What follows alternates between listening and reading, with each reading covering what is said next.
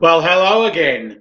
Welcome to episode number 78 of Tuesdays at 2 p.m. Eastern Time, 11 a.m. Pacific Standard Time, 7 p.m. British Time, and 8 p.m. CET, Central European Time. Today's topic is very interesting, and it came to me about during a coaching session. One of my clients said, I feel alone. I'm isolated at work. My boss ignores me. So that's the title today. I feel alone, isolated at work. My boss ignores me. So who am I? My name is Martin Buckland, and I'm an executive career management practitioner. So I manage and advance the careers of senior executives and those who aspire to be business leaders across the world. No boundaries for me. So a very interesting topic. Now, please come forward with any comments you have in the comments post. It's just not related to questions. Don't have to be related to today's topic. They can be related to your career management, job search, all sorts of things: resume, CV writing, cover letters, personal branding. The list goes on and on and on. Fire those questions at me in the comment box, and as we go through this presentation, I'm more than happy to answer them. I am here for you. I'm a very hands-on coach. I like to help people. So I feel alone, isolated at work. My boss ignores me. So what you need to do is a deep dive of the situation. Was it you, or is it the management, or is there some friction between you or the manager? If so, you need to unravel that. So you need to build collaboration. You need to build dialogue. So how is your work? How is your work-life balance? Work-life balance is very, very important today. People put a lot more emphasis on work-life balance than they did even 5 years ago, and definitely 10 or 15 years ago. So is it an emotional feeling? Are you feeling that your boss is ignoring you? Is it your emotions? Or could it be, dare I say this, could it be a mental issue, mental health issue? There are lots of stress today, especially as we're coming out of COVID. People are stressed right up to the top, and they need to talk about their issues, their problems. They need to resolve those problems, and perhaps some of the issues, feeling alone, may be related to your emotions, your mental state. And there's nothing wrong in that, but please do me a favor, do everybody else a favor, and go and seek some professional help. There are some amazing professionals out there. It doesn't matter where you are in the world. My tip really for you is make a real effort to re-engage. Get in the cogs of the work, the operations, your office environment, what's happening in your environment. Get into that. Get engaged. Open up. Never be frightened of conversation. Never ever be frightened of conversation. Conversation, dialogue can conquer so many issues today. That manager of yours may be waiting for you to have some dialogue. But if he or she isn't, then you initiate that dialogue. So it's a two-way street. Dialogue is very, very important. Please feel free to have any comments, put them in the post, and I'm more than happy to answer them as we go through this Tuesdays at 2. So offer your manager, when you open dialogue, be tactful and diplomatic. Tell them what's going on in your mind, in your feelings, in your emotions, and have a valid conversation. That just a valid conversation. Sit down, maybe in his or her office, or go out for a cup of coffee, cup of tea, or a meal, and sort those issues out. Does everybody huge value to have conversation? Then during that conversation, that chat, offer to take on more responsibilities. Show your drive, show your ambition, show that you're willing to assume new learning opportunities and take on a larger role, a more responsibility role. So don't be frightened to open up the conversation. Another avenue is human resources. Some of the human resources officers at your employer might be some of them are coaches, no doubt, but some of them might be more trained in being able to counsel and be of value in that way. So think about HR. HR are a conduit between, it can be a conduit between you and your manager. Open up that dialogue with HR. Use an open up dialogue right up the channel as well. Twofold, it's better to go two ways.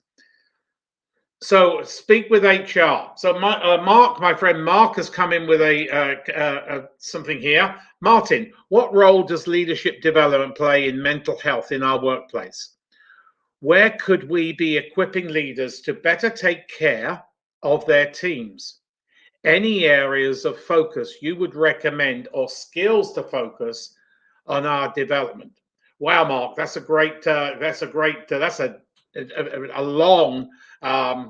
long question there. Well, I feel, and I know you feel the same way, that there is a lack of leadership development, not just here in Canada, but I see it globally. There is a lack of dialogue and cohesion, collaboration, because a company is only as good as its workers, as its employees. Where could we be equipping leaders to better take care of their teams? Well, you play a huge role. I've watched your business as a leader of development come up in the just in the last 6 or 7 or 9 months or so. You've been doing some great online restreaming. So a lot of leaders are scared to admit that perhaps they are lacking in their leadership skills. They may be very good at what they do, but they may not be good at actually hands-on leadership, building their teams, training their teams, nurturing their teams, and coaching their teams. So that's where you and I and many others can come in to help those leaders. There is at one of the big Canadian banks right now, there is a huge problem, a massive problem, and that's why I'm going to say 47 people want to resign. 47 VPs, SVPs, EVPs at one bank alone because of the lack of leadership and the lack of direction. So so it's a very interesting conversation that perhaps you and I, when I start my podcast in a few weeks' time, we can have a podcast just specifically talking about those issues. What skills would you recommend? Well, they need to start off on just basically conversing, chatting between two people. That's basically what good leadership is. It's understanding what the employee wants and understanding what the employee needs and nurturing them to be involved and praising them. People don't get praised. People don't get applaud successes. So that's one of the things I put in a resume. People need to have their successes recognized by their management.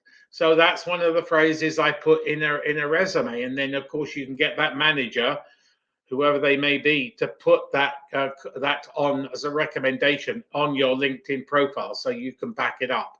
Hopefully that answers it, Mark. It's a really great question. Very, very complicated. Hopefully you get some ideas there. So come forward with any other questions, and I'm more than happy to answer them as we go through this presentation. So take an interest in the office culture.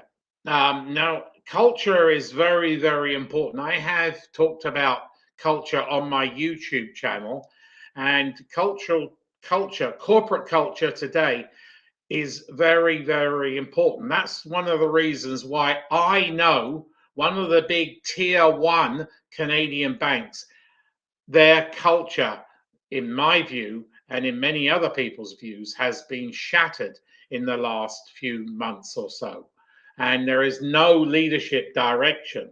So they need to re engage and get people back into that culture because there's a lot of disquiet, a lot of discomfort, a lot of anger, a lot of frustration. So take an interest in all the office and be involved in the culture, not just while you're there 9 to 5 or 8 to 4, but try something out of the work hours. Try and be involved out of the work hours. Don't blame yourself for other people's actions. You are a part of it, yes, but don't feel the blame rests on you. Other people need to also step up to the mark and be involved in building that culture, that collusion, that collaboration, and that happiness and that engagement and excitement within the office environment. I bet you aren't alone. If you feel lonely in one office, I bet there is somebody maybe sitting in the next office or the next booth to you who also feels the same way. Explore that with them. Open up a conversation. So take an interest in all the office. Don't blame yourself all the time. Coming back to that dialogue, dialogue is going to be crucial in everything. It's resolving issues, resolving problems, proactive conversation, proactive communication. Jawad's come forward with some question here, so let me put that on the screen. How do you build a culture of engagement when working remotely 100% of the time? Well, there's some great questions coming here today. So good question again, Jawad. That is difficult because you are, there may be 10 miles between you, there may be 100 miles. So the whole collaboration has changed in the last 2 years since the advent of COVID and then hybrid working conditions. But I would suggest if you are a really good manager, you don't just have bulk, like to all your employees, calls, Zoom calls, team calls, WebEx calls, or whatever you want, virtual communication calls. I would suggest you pick up the phone or you have one-on-one calls with those people. That makes them feel far more confident, far more at home, far more engaged, far more wanted. So hopefully that helps you, Jawad. Yeah, it's become a very interesting society, very interesting corporate culture today. So if you really are proactive and you want to re-engage and you want to be involved in the community, why don't you start something?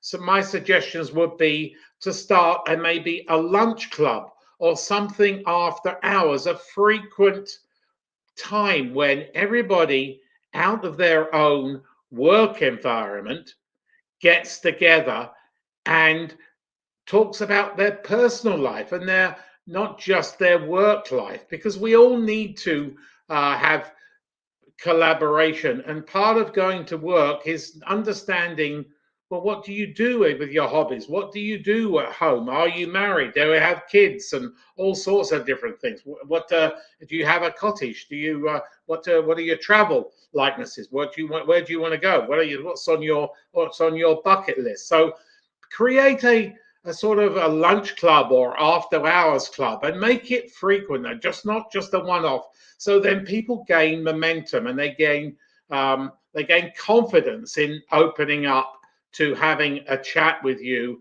at one of these lunch clubs or after hours meeting. Also invite your boss. If your boss doesn't come, that tells me, sadly, what a bad leader he is or she is. So you should you should invite your boss. Don't leave anybody out, or even your boss's boss. Make it a whole, and the employees underneath you. So make it a whole department or division or office after hours social event. or lunch club. Show your value. Make sure that you are showing your value by taking on those extra responsibilities or asking for extra responsibilities. You are showing your value. Show your value by accepting new responsibilities and maybe a learning. Maybe get your company to sponsor you to go to a college or a university.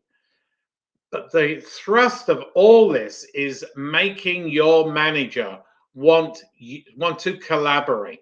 Trust, respect, and conversation, communication. You can't go any further than that. So I've sort of exhausted that what I was going to talk about.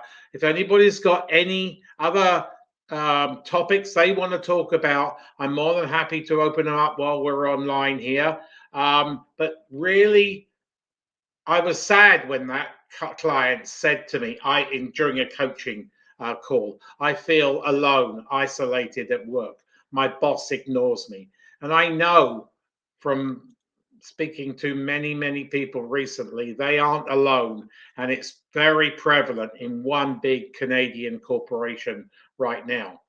So I'm more than happy to offer anybody online or listening to the replay, a free, no obligation, no sales pitch, resume evaluation, or LinkedIn audit, or both. I will go on Zoom with you and I will go through your resume, your CV, and your LinkedIn from top to bottom. But I say it as it is because my passion, my excitement, my engagement is to help you reach your career goals and not be isolated at work.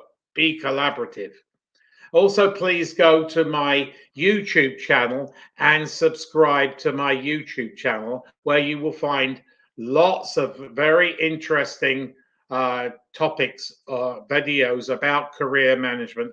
I just shot another 6 or 7 last weekend, and I'm also making some of my blogs into videos right now.